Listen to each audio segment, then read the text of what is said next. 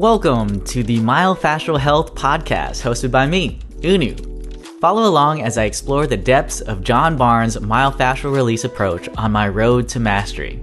Along the way, I'll be sharing the lessons I learn as I open my myofascial release practice in Austin, Texas, so that you don't have to make the same mistakes I do.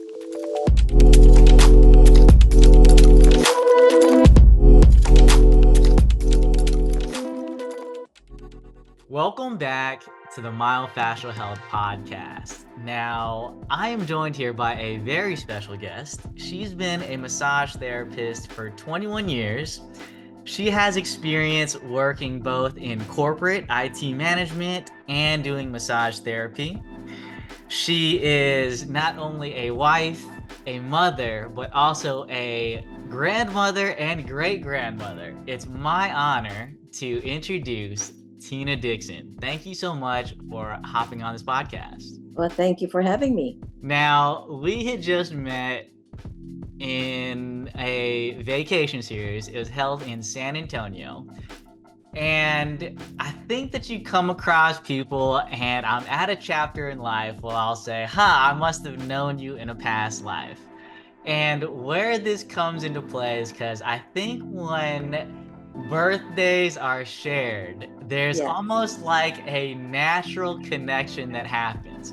And it's not to say that I share your birthday, but I happen to share your son's birthday, Kevin. You had revealed that his birthday was on September 27th. That happens to be my birthday coming up very soon. And I almost had this immediate connection as like, you're like this mom that I had known in a past life. And so throughout this seminar experience, we were able to connect. We even went rock climbing. I took you rock climbing. And it was very wonderful to be able to not only connect with you as a person, but kind of be a bridge that allowed you to kind of step further into these myofascial release spaces. Can you share about how your experience was with this unwinding seminar? Unwinding seminar was really new to me. Having worked in IT, I've always been on the logical side of things. So black is black, white is white. There was no gray area, whether it's right or wrong. With the unwinding, it took me to a new level of understanding of how our body relate to our emotions and how emotions are the key to how we live, obviously. And the aches and pains that we have experienced in life, there's a correlation with what we were going through in our past. I don't want to say past life, but in our past period. And by unwinding, you're almost like, it's the coil that was so wound up tight. You just let it go. And by letting go, you're able to heal and feel the experience of, it dawned on me that it bothered me more than it did. And I suppressed it to a point of forgotten about it. But during the unwinding session, it came to the surface. And by coming to the surface, it allowed my body and my mind it allowed other experience. And really, I don't know, it gave more room for more wonderful things. Rather than keeping on suppressing your emotion and your whatever experience that you had in the past, you're not giving enough room to appreciate the good things in life, if that makes sense. It does. I think when you're sharing about it, it's a lot of the experiences that many of us have. Like we go through things that we experience, whether it be as kids or teenagers or adults, and you kind of suppress that, is what you said. You kind of disconnect or disassociate from it, but you don't realize that gets held in your fascial system. And John has created myofascial release, where it's allowed us to bring these things to the surface so that we can eventually be aware of them, feel them, and then let go of them. Otherwise, those things and trapped emotions stay with you, even if you're not conscious of it. and it works on the subconscious level. And they say that there's like 10 million to 1 processes happening in your subconscious mind compared to your conscious mind. And so I'll say that I thought you did a wonderful job. I think that sometimes unwinding is scary for a lot of people, and I think you had just taken MFR1 and you were still open to that. So I'll say kudos to you for even engaging with that. Can I ask, you had shared that you had had a corporate IT job and then now you're doing myofascial release or massage therapy. Can you talk about how you got to this place? I've always enjoyed natural remedies. I'm not one to take pills just to numb the pain. I'm more of, why am I having a headache? Yeah, taking aspirin or ibuprofen will take care of it and then move on. But why am I experiencing headache? Could it be tension, or could it be I'm dehydrated? 9 out of 10, I'm dehydrated. So by finding natural cure or natural remedy, getting to the root cause of the issue has always been my passion ever since I could ever remember. So that's why I've always been interested in massage therapy. That's why I've always wanted to, as a kid, wanted to be a doctor to find out, okay, if I'm a doctor, I can really do a lot of wonderful things, right? Because as a kid, that's all what you think about. You want to find cure. As life got in the way, getting married, having kids, and by the time you know it, it's like, oh my goodness, time is just passed me by, blew me by.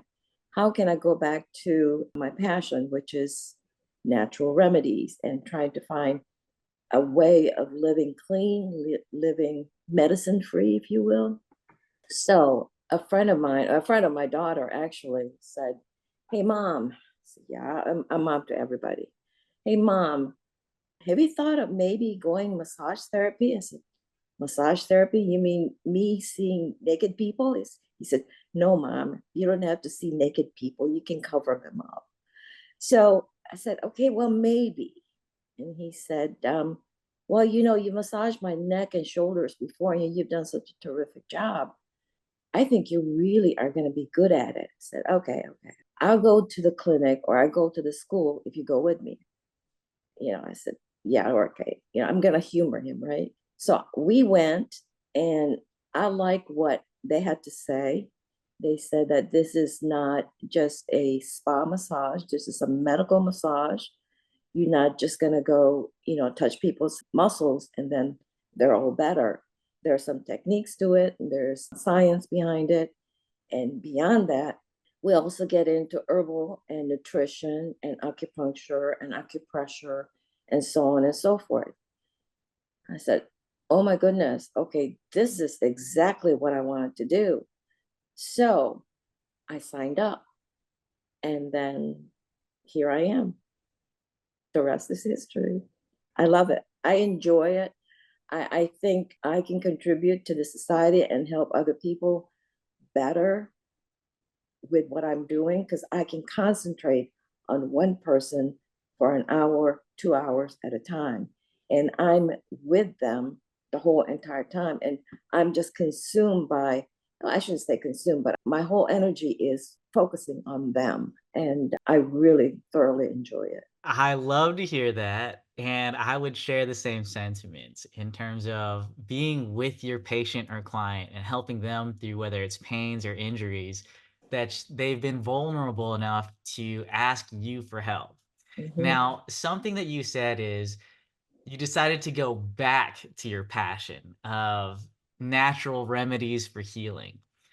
And when you look back now, can you talk us through, instead of, let's say, going back to your passion, how come you didn't start with your passion? Well, because life got in the way, having 4 kids, food's got to be on the table. As like I said, complementary medicine is not really well received here in the States. It is in other countries, but not in the United States. It has to be, the hospitals and the medicines and the drugs. They're not necessarily natural. They take bits and pieces from, let's say, herbs and make drugs out of them. Well, you have to take the whole plant to make it effective. It is slower, but it is more effective. My whole idea of helping people is to use the whole plant and use the whole body and not just bits and pieces of it. The reason I got into working in corporate environment is because the money was there and my objective was to take care of my kids and the mortgage and the car payments. And like I said, life got in the way.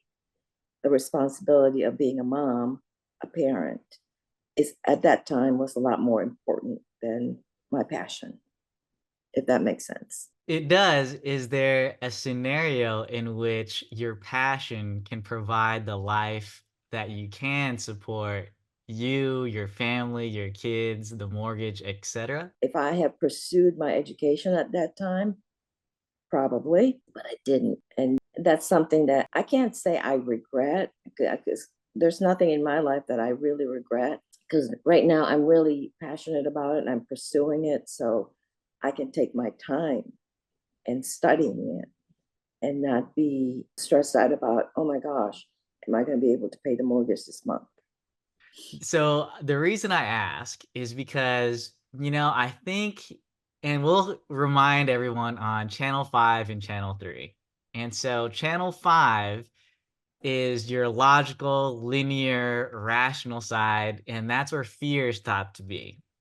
And when you're talking about, oh, I need to make enough money, and numbers are definitely a thing that are important. I'm not saying you need to disregard that because there's nothing courageous about making your family suffer because you want to do something for yourself.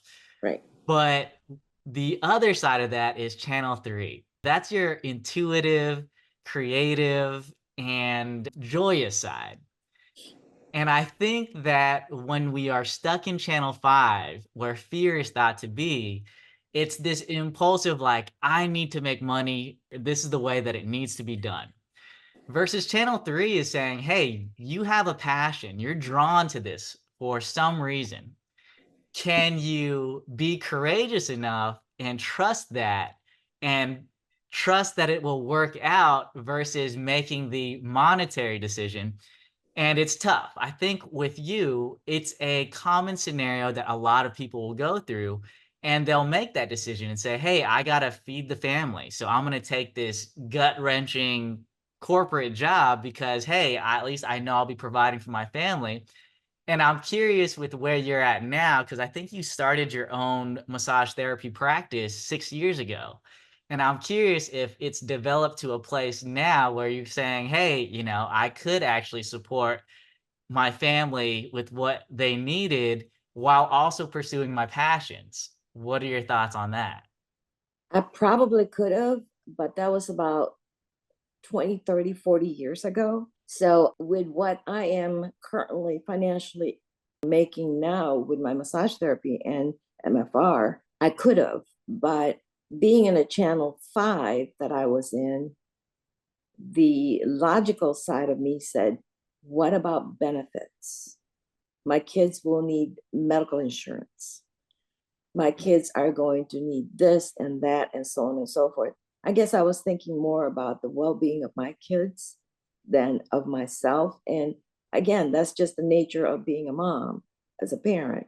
You think about your kids before you think about yourself, before you think about, am I going to have anything to eat since the kids are going through growth spurts? That's secondary. So, with what I am doing now, if anybody is in the same kind of scenario that I was in, the culture of US, of this country, is changing so much so that it is now welcoming the complementary medicine. We are now in a better position to work with the doctors and physical therapists, such as yourself, and be in a more cohesive community and be mindful of the patient's well-being rather than just a bunch of hooey. When I was initially doing complementary medicine or alternative medicine, if you will, they called us a bunch of hooeys. So a lot of people were against complementary medicine at that time. There were a handful of people that were really into it. But for the most part, people were not trusting us enough to invest the time or the money. So during the time that I was really passionate about, at the beginning of my career, if you will, or the interest, there's no way I could make the living that I wanted to provide. So I was good at IT. I was very logical. I was sought after, and a lot of companies were calling me to be their consultant, and I did that for a bit. So I was good at what I was doing before, but there's always that side of me. I guess I was living a dual life, if you will, being on the logical and also trying to be, more with the earth. So now that I was at a point where my kids were gone and consulted my husband and said, "Hey, this is what I wanted to do. What do you think?" He said, "You do what you're passionate, where your passion is, do it. We can do it. We're not at a point where we have to worry about nickel and dimes and things." So I said, "I'm going to do it." So I did. Kudos to you for going through it. I think a lot of times people will get used to what they're used to. And especially when you're good at it, you said you had this natural ability for the IT work and you were highly sought after, but it wasn't really your passion, you know? So let me ask you this. What if in 15 to 20 years, your grandkids or your great grandkids have this ability to talk to you and they're saying, "Hey, great grandma or grandma, at this point where I have to pick my career and I have fears around pursuing my passions because I don't know if it will be something that can sustain myself or my family, but I really want to do it." Versus, "Hey, I have to also make money and there's this job that I could take and it's not really something that I'm passionate about, but it's something that I would be willing to do because I have to afford a living." What would you recommend? Go with your passion. I can give you a scenario right now. One of my grandsons, he was in engineering and he struggled. He struggled like crazy. It's not because he's not smart. His IQ is off the chart, but he just could not get himself to do it. And I said, "What's going on?" Well, come to find out, he was interested in doing an EMT instead. I said, "Well, if you're interested in an EMT, it's telling me that you're interested in helping people." Yeah. "You're interested in maybe finding out about how the body works?" Yes. "Well, there's ways that you can go beyond EMT." He says, "Right. You can go beyond that. If that's your passion, pursue it." So he is now doing that. The thing that he has that I did not have is a support system. Who do I talk to? Actually, nobody. So, and he's young enough. He's only 18, going on 19. So he's young enough, doesn't have any children. He's not married. He's not committed to anyone but himself. So he's at a ripe age of pursuing that. If I was in his shoes, I would have done the same thing. Different scenarios, different Yes. times. Different scenarios, different times. And this is just a moment I would like to just thank my parents. I think we in my generation are afforded these liberties to choose our passions. Yes. Whereas someone like yourself or my parents who immigrated to the States, who were refugees, had to survive. And you had Right. to make those decisions for the betterment of your family. And you didn't have that freedom to say, "Hey, let me pursue something I'm passionate about." It was, "Hey, how do I make this work for the family?" And I would say that liberty has then been passed down to us to where we aren't in the survival state, where we can now say, "Hey, we have the opportunity to choose what we want to pursue a career in." And it's not driven by this survival mindset. It could actually be driven by this passion. And I think it was so beautiful for you to state that and recognize that in your own grandson, where, hey, he's a smart kid, But when you're doing something that doesn't give you purpose or isn't your passion, there is like a lifeless energy to it. It's like you're kind of a zombie. You're waking up, you're going through the motions, and for that chapter or period in your life where you had to do that and you're good at it, it allows you to provide your families in the way that they needed to be provided for. Whereas your grandson now is like, hey, he doesn't have a family. So right now, it's the perfect opportunity to take that risk, to pursue your passion. And if that's really what you want to do, then try it out, And I would say that with regrets, it's not about obviously doing the thing. Because I think when you look back now, you can say, hey, I don't have a regret about it. But the circumstances of which I was in, I had to make those decisions for different reasons other than, hey, what am I passionate about? But I think when I speak to older generations and I talk to them about their regrets, they talk about regrets of things they didn't do, and they wish they had had the courage to take those risks. Where for you, you were able to take those risks later on in life, and you had the support of your husband. And now you're saying, hey, if my grandkid or great grandkid were asking me, I would say, hey, pursue your passions. And I would recommend that for everybody, because if you pursue your passions and it doesn't work out, then at least you'll have known, you won't have those regrets of, man, I wish I would have done this when I had the chance. And your grandson being in that state where it's like, hey, you don't have a family to support and you're not passionate about being an engineer, even though you could do that. You're smart enough, but you're kind of dragging your feet. What's the problem? Well, I'm not passionate about it. What I really want to do is be an EMT. And I love that you were able to be there for him and not say, hey, well, engineering pays the most and you're going to be able to make a lot of money. You're saying, hey, if you have this keen interest on helping and serving others and being able to learn about the human body, then go ahead and do that. I don't think that there's this judgment, which I would say for at least my parents, there's a natural inclination to push your kids towards, engineering or being a doctor or being a lawyer. And it's like the idea of pursuing your passion is a afterthought. So I love that if you were to recommend it for your kids or grandkids now, you would be very different. But I think it's also important to recognize that for you, when you came here, it was a different landscape and you couldn't just make those decisions based on, hey, I'm passionate about this thing. But I think what you've learned today is like, hey, the thing that you pursue is your passion because you are passionate about it. You can earn a living, and it's about finding that thing. I think God gives us all different gifts.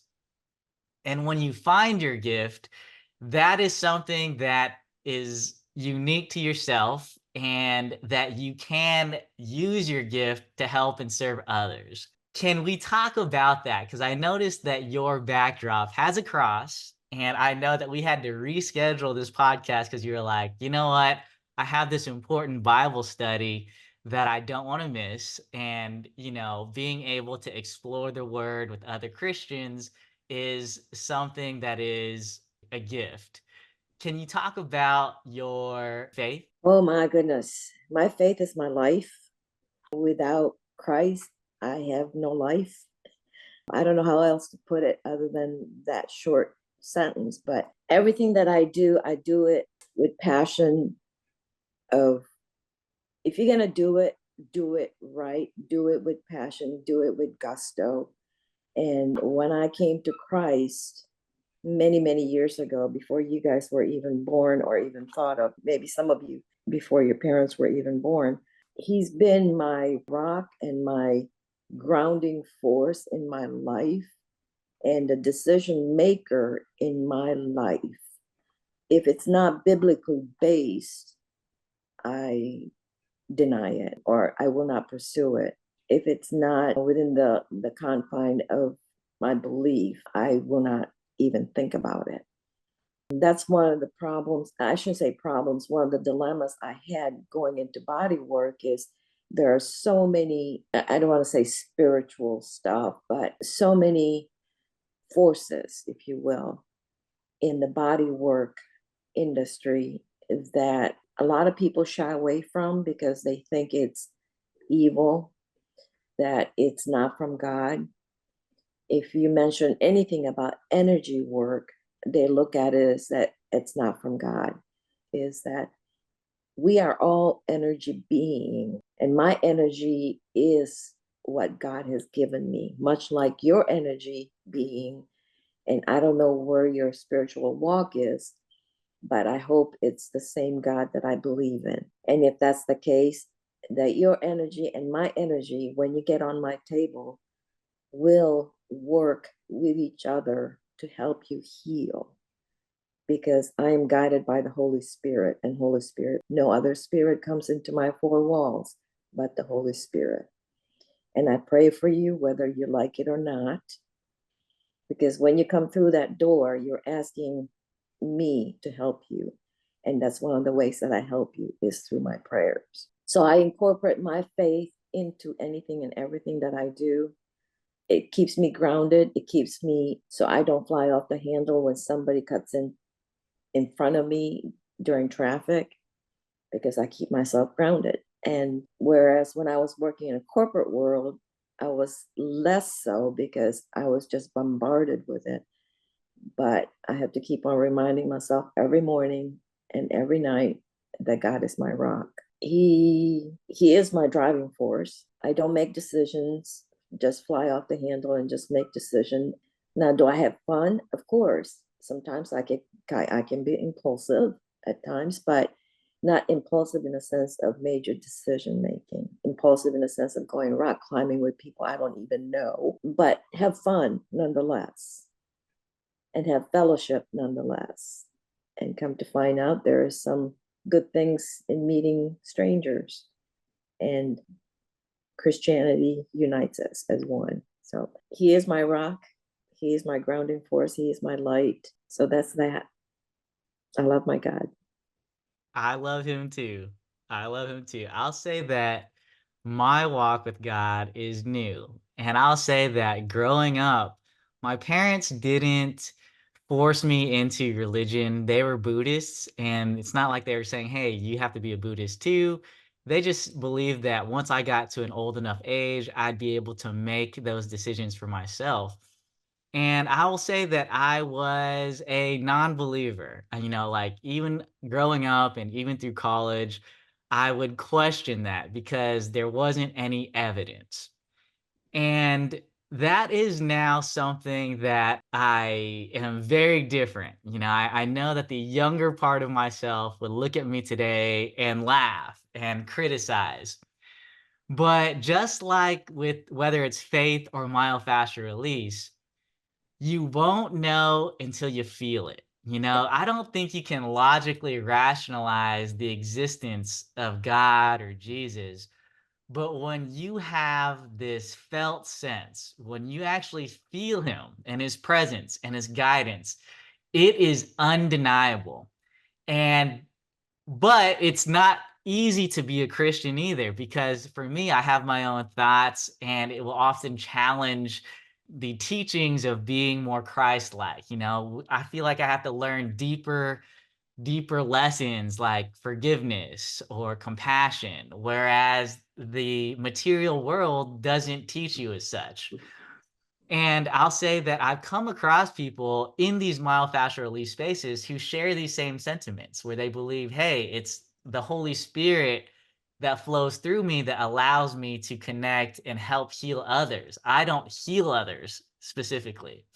And I am reminded of a MFR therapist who goes by Sister Bernadette. And she goes by Sister Bernadette because she used to be a nun in a very strict convent, then moved to a more liberal convent, and then left and ultimately found Reiki and myofascial release. And I was asking her, how does her faith influence her myofascial release? And she said that unwinding, that seminar class that we actually took together, she says that that feels like prayer for the body. And when she's in that space or she's holding space and letting someone unwind and not forcing it, it's the same energy that she carries when she's praying for somebody or just praying in general. And I think something that tends to happen with myofascial release is you'll see things that, for a lack of better words, will look like a miracle. And I think that that is something that can be used out of context. But when you see these healings happen, and they happen more frequently than not, that these miracles will become less flashy. It's just like a matter of life. And I think the best way to describe a miracle is you'll see miracles when you shift your mindset from a lens of fear to a lens of love. And I think whether that's Christianity or myofascial release, that is a huge driving factor. And when you can be more loving and see things through this lens of love, miracles happen all the time, whether it's just connecting with a stranger or rock climbing with a stranger, to actually helping someone heal from a chronic pain that they've been suffering for decades. And it's that shift where, yes, you can have the fear where it's impulsive and things like that. And I don't think that ever goes away because that's the world that we live in. But if you can just shift that, and instead of giving into these channel 5 fears, that you soften, you stay present, grounded, and you're intentional, and then the answers will come to you versus you kind of forcing it. And then whether that's for you in traffic when you get cut off, you're like, hey, maybe they're in a rush. Maybe they have something that they need to attend to versus being like, I can't believe this guy cut me off the road. Like, who does he think he is? There's a different energy about that. And I think it's just a reminder of staying in channel 3 or grounding yourself with you in your faith. And I will say that I am developing my own relationship with God, who has helped me be a better man. I think I'm learning how to grow up and be a partner that I need to be. And I think the word or the Bible has definitely guided me in ways similar to when I read John's book of, hey, are the characteristics and awarenesses that I need to have to make a decision to be a better person? But I think sometimes it can be tough for other people to see through that and not only recognize it or understand it, but then to live through it. Just like whether it's myofascial release or the Bible, there's one thing in understanding it on an intellectual level, but there's a completely different feel and experience you have when you actually live through that. And I'll say that for me, when I had my experience, when I felt the Holy Spirit flow through me, it was undeniable. And not to say that the Holy Spirit has to be that loud all the time. It's important to recognize when you're being guided, whether it's your intuition or the Holy Spirit or God or something else. And so I'll say that it's tough for me to believe it sometimes because I'm going through this chapter where I feel like I'm being challenged, and there's a lot of stresses and different avenues that are happening. So, for example, my car had broken down, so I had to get that towed. And then more recently, I injured my knee while playing soccer, and I'm having to lean into my faith. If it was just myself, I'd be questioning, why is this happening to me? Like, this sucks. What did I do to deserve this? But when I can step back and I can lean into my faith and say, hey, God is having me going through these challenges for a reason. And I can't understand it right now, but I know that it's building my character to be able to withstand these things, ultimately to not only be a better person, but I think he puts you through challenges that he knows that you can handle so that when you get through that, you now have a tool to help somebody else. And I'll say that I've never met someone who's accomplished something great and not hear that they've gone through tribulations, trials, and obstacles. But more often than not, those tribulations, trials, and obstacles are blessings in disguises because you learn this thing that now you can use to help others. Can you share how maybe challenges in your life that you've gone through and worked through to now live a more fulfilled life? Oh my goodness. Where do I start? Life is full of challenges. it depends on how you look at challenges. Is it challenge, or is it a burden, or is it punishment, or what have you? It's an opportunity for you to grow, like you said. I can go back as far back, well, about 17 years ago, I was diagnosed with aggressive breast cancer, and I had less than 25% of making it to 5-year mark. Keep in mind, my faith did not waver. It probably got stronger. I said to myself, you're not God, doctor, whatever. It's between me and God. If God says my time is up, my time is up.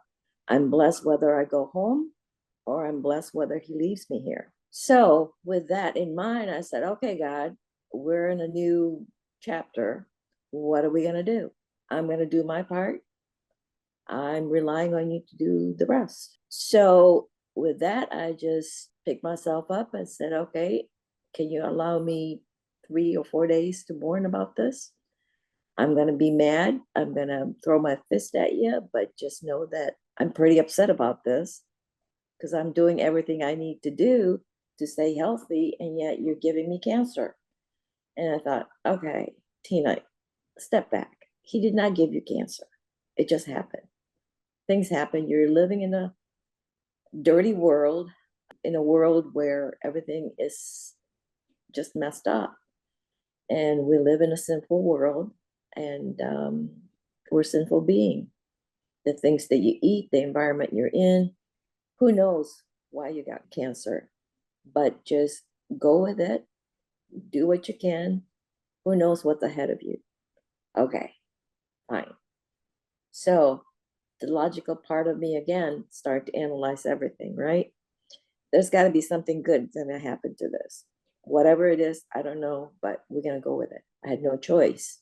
So I was still working in a corporate environment. People in the plant knew that I was going through cancer treatments, because I lost tremendous amount of weight to a point that I had to keep on changing the size of my uniforms. So lo and behold, I go through life and work as if it's peachy. I was smiling and I was asking everyone how things are going, like normal, as if nothing is happening. But my appearance is starting to change. My coloring turned from tan to grayish color, lost all my hair, lost a lot of weight, and a lot of changes. And people noticed that. But through it all, I was always smiling at everyone, how things are going, what can I do for you, how can I help you, and so on and so forth, trying to solve their issues. And I was working full time. But little by little, people came up to me and said, are you feeling okay? I said, yeah, I'm feeling fine. I heard that you're going through cancer treatment. Are you okay? I says, yeah, I'm fine. There are days that I'm struggling, but by the grace of God, I'm still here. So let's see how it goes. Oh, I'm glad, because I was going to ask you if you could pray for me. I said, okay, what's going on? So they tell me their issues and they want me to pray for them. And they wanted me to pray for their relatives or their friends, or, all these people are coming from out of the woodwork that I've never known before. They're sharing a lot of intimate information about themselves. Now, if I was not going through what I was going through, would they have come to me and asked me to pray for them? Probably not. And overwhelmingly, all these people are saying, you are so strong in trying to continue working while you're going through treatments. It must be pretty hard. I said, not really. I'm just doing what I need to do. Like you're doing what you need to do. You're coming to work every day and you're smiling and you're doing your best. And I need to do the same. I'm doing the best I can. And sometimes I feel like I'm not doing enough. Oh, no, you're doing really good. So I'm getting comfort from them, but also they're getting comfort by seeing how I work through the issues that I was going through, if that makes sense to you. Okay. So by doing what I've done, it's like, Lord, I don't know why you're putting me in this place. I'm not an evangelist here. Come on now, give me something to work with. And through that treatment of a year and a half, it gave me an opportunity to have developed relationship with these people that I've never thought that I'd be friends with. And to this day, they are my closest friends. Not an evangelist, but then again, God equips those he needs, right? Okay. So through that, I made it through now 18 years of cancer free. So just because you've been diagnosed with an aggressive illness doesn't mean that that is it for you. So don't plan your eulogies, your funeral arrangements, and so forth. They're not God. God is the ultimate decision maker in what happens in your life. So that was one challenge that I've had. Another challenge that I had, if I may share, is as you know, I'm not from here. I'm not from the United States. I wasn't born here. I immigrated here when I was 20. And with $20 to my name, suitcase of used clothes, and a rice maker, as I told you, you're in the vet. It was one of those things that I just need to find my way. And I found my way, challenging as it may have been, but it gave me an opportunity to mentor people, have developed relationship with very, very nice people, very kind people that I would cherish, such as yourself. Life is full of challenges, but look at it as opportunities to grow and opportunities to learn. If it's not for the positive, at least you learn a lesson, okay? There's always a lesson in everything, and there's also reward in everything. It's on your attitude. So, yeah, just going to MFR, I didn't know anybody, and then behold, somebody walked up to me and said, "Hey," then you started kidding with me and say, I wore that MFR t-shirt, and then somebody told me that, oh yeah, I got a robe already. I said, oh really? And it went from there. You know how the story went, Unu. I sure do. I was joking because you were wearing the MFR shirt, and I was asking you how long you've been doing this, and you said, "Hey, this is just your second seminar." And I was like, "Oh, I've taken all the seminars, and once you get far enough along, you get a matching robe." And you said, "Oh, do you get slippers too?" So able to just kind of like shoot the crap with each other, as I would say. And I love that you shared what you shared. I think it's very much that. It's all based on your attitude. Because John has also gone through many different trials and tribulations, and that's what allowed him to start myofascial release. And something that you had said where, you had said when people are asking you how you were doing at your corporate job, you said, "I'm fine." And I had learned that when someone says fine, it's FINE, and that stands for feelings inside not expressed.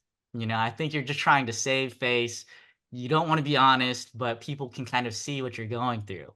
And just like we started this podcast episode with, when you use myofascial release, it allows you to express those emotions that you suppress. And I think it's normal for people to feel things like anger, or being upset. These are normal feelings to where sometimes in society you get told, "Hey, you shouldn't be feeling like that." And I think that causes you to suppress it.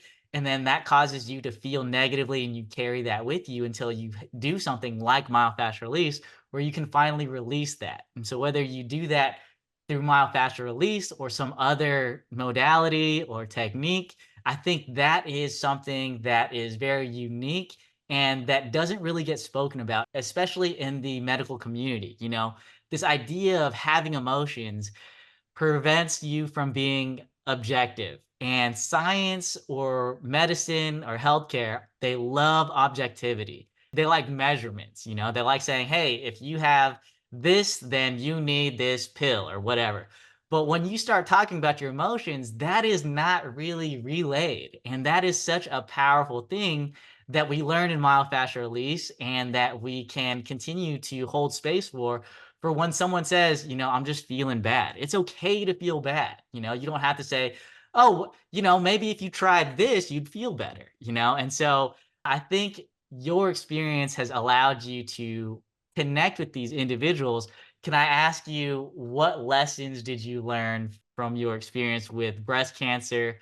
or immigration? Breast cancer, that I was not invincible because I really felt that I was doing everything I was taught growing up, eating clean.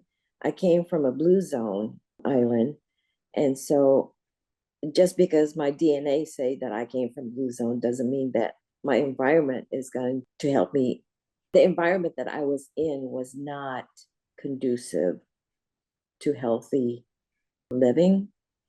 So it just made me realize that anybody can get cancer, whether you're from the blue zone or not. You just need to take every day as a blessing. It's another chapter, another opportunity. And you only have 24 hours. Everybody has 24 hours. Take advantage of it. Be as productive. Just because you're sitting on the couch and resting doesn't mean that you're not being productive. But just in your mental state, your state of mind needs to be not about yourself always. It's about somebody else. And somebody else could be God, or could be your family, or could be anything. But you can't be so selfish that all you think about is me, me, me, me. And that's a sure sign of you're on the road to depression. Gratitude is something that I learned through that experience. Gratitude of friends and family, and the opportunities that I've had. My gosh, looking back, I've had a lot of opportunities. I just kept thinking, oh, they were just by chance. It's by chance. It's by chance. No, nothing is by chance. It's God ordained. Much like when I met Unu at the myofascial release, it was God ordained. And it was God ordained. I met Yvette, and we had a wonderful dinner together. And it was just a wonderful time. And that was a blessing. And you cannot discount those opportunities and those blessings and just set them aside as if it was nothing. It was just nothing. It is something. And gratitude made me realize that life is not all about me. It's not about me. The center of the universe, it's not me. And by gratitude, it's by having gratitude in your life, it's hard to get into depression. It's hard not to be courteous. It's hard not to be kind if you have gratitude in your heart. And so I highly recommend that we practice that gratitude on a daily basis and count your blessings on a daily basis. Take time to say thank you, to say please, and just to be kind. There's so much hate in this world already. We don't need to contribute to that. So I have to say, gratitude is the main thing that I've learned through the hardship in life, because you made it through. I'm at the other side of that tunnel, and there is a light. So yeah, summarize it. I guess gratitude is what I can tell everyone to practice every day. I would share those sentiments. I have kind of fallen off, but I like to have a gratitude practice. And I like to just start off when I journal by writing 3 things that I'm grateful for. And when I first started, it was like, oh, what do I have to be grateful for? And I mean, if you have the opportunity to travel or do these big things, yes, that's absolutely something to be grateful for. But you don't go on these big trips or do these things every day. So once you're done being grateful for those things, what else can you be grateful for? And I think when you go through hardships and challenges, you don't recognize the things that you take for granted. So right now, I injured my knee and I can't even walk. And so something that I'm grateful for is like the ability to just have my legs, it's like these very basic things that because you do them every day, you just don't even consider it. But a lot of your blessings or the situations that you're in, even if they are challenging, there's someone who would wish that they could trade places with you. And so whether that's you and sharing your beautiful story about cancer, it is something to be grateful for. And it seems like you've overcome that. Congratulations on that. I'm sure you're still living out those lessons that you shared. But being grateful or sharing gratitude also increases your energy closer to that joyous side versus if you're angry, you're negative, you're kind of vibrating at a lower side. And something that you brought up was this idea of depression, and I recently came across this clip from, I think he's a psychotherapist named Gabor Mate, and he talks about depression being a repression, right? Like, usually when you're growing up, you want an attachment to your parents. And if you're being an emotional kid or baby and your parents say, hey, you shouldn't do that or stop crying or something like that, for you to still maintain that attachment with your parents, you then have to suppress your emotions or you have to depress them. And so by doing so, you disassociate, and that repression of your emotions stays with you. And I think clinically, I think I was listening to a different podcast, and they said that depression, by those definitions, is anger not expressed appropriately. So it has to do with this repression of your emotions. And it's something that I think we're only recently talking about now because there are things like mental health or these alternative avenues for healing where these conversations can be had. And I think, yes, I think gratitude, I don't think it's just, hey, just be happy, just be happy. It's like happiness is based on your circumstances. And to expect happiness all the time is unrealistic. I think happiness comes in ebbs and flows. But when you're not in those moments of happiness, can you still be grateful? I think that's something that we can all do and practice more of because we all have things to be grateful for. I think we lose sight of them because they become so mundane or everyday experiences. And so I think it's always a good reminder to say, hey, just be more grateful. What is it that you can be grateful for, even when you're going through these storms? Because you're still living. I think pain is one of those things. When people are in pain, they're like, dude, this sucks. But it's like, hey, you know that you're alive. This is a real experience that you're having. And then something that you had shared is, you got to connect with these individuals who have become your closest friends through these periods of time that you wouldn't have otherwise had. And I think something with myofascial release seminars that I've experienced that, yes, in addition to the experiences of learning about myofascial release, learning these lessons, being more in channel 3, the thing that you can't plan are the individuals that you come across and you connect with. And that, through my experiences, has been even more special than the seminars themselves. And so I do feel like it's, whether you've called it God ordained or something that I've learned is asynchronous moments. They're these meaningful coincidences that happen more often than you think that allows it to be more special or more alive. So I just want to thank you for sharing that. Before we get out of here, are there any last thoughts you'd like to share with my audience? I do. The rewinding, unwinding, I should say, class that you and I took together, I met so many wonderful people there that is just, I think I shared with you the story of how I ended up with a roommate in my hotel room, right? I met up with her, and it's like we're somehow connected. And I tend to agree with you that you meet people there that you just want to keep forever because you're in the same thought and same, sort of like same journey, if you will. And you just share each other's knowledge, and nobody's trying to intimidate anyone but sharing the love. And when we took that class, I felt so much love in that room that it was just really, at sometimes it was just really overwhelming.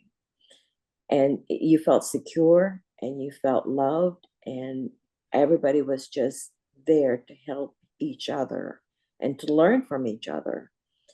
And it was a wonderful experience that I would like to continue to repeat over and over and over. I don't mind having that kind of experience. Similar to the myofascial, very first myofascial release one that I took in Kalamazoo, Michigan. That was the same feeling.